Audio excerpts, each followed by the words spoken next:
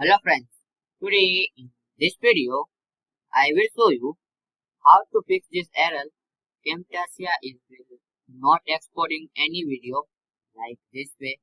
I will export a video. So this error will be you need to show. You see here failed to export.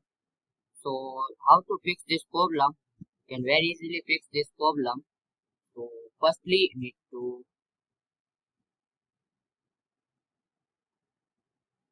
hover the cursor to edit. You see here left side corner upway. You see here edit. So just click on it, and now need to click on last option,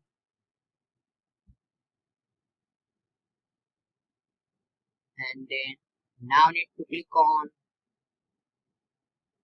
advanced option. You see here this last, just click on it, and here you see here this option hardware.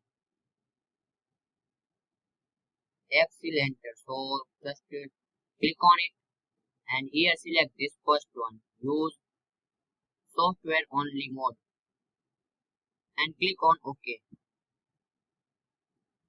And now you can try to export. So this is very easily you can fix this problem. So thanks for watching this video. Please comment this video and subscribe this channel for more useful videos.